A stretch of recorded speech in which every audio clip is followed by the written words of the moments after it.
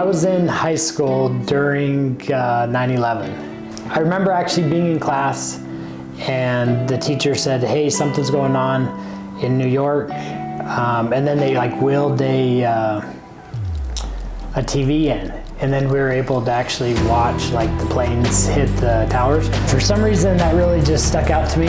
And honestly, it just kind of pissed me off. And although I didn't go into the Marine Corps right out of high school, I worked for 1 year. After that, I just knew it was time.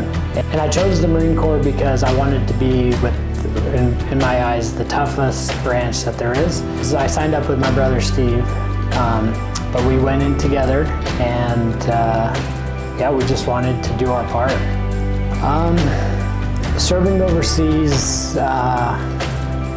that's rough, right? Because you're in a really hostile environment. It's hot, it's miserable. I mean, obviously the worst part is not being able to protect your brothers in arms.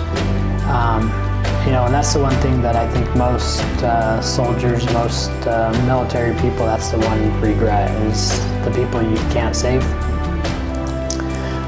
Coming home is always difficult because when you're gone for so long, you almost have to relearn and get to know everybody.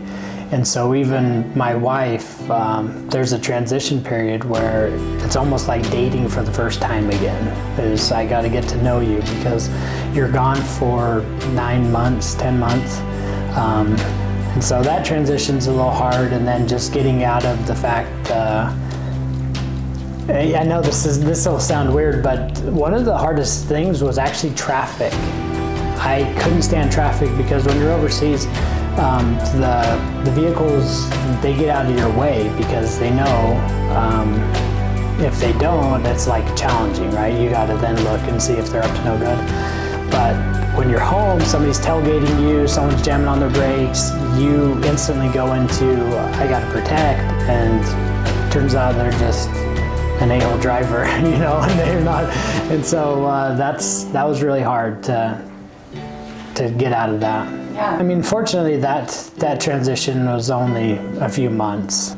It's the brotherhood, the having the ability to know that there are people that aren't your family that have your back, so much so that they would lay down their life for you.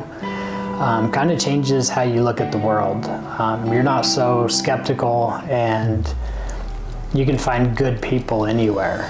But the Marine Corps and all of the services, it's a hodgepodge of different people that come from every walks of life, and somehow there's a brotherhood that just happens organically, and that's the silver lining.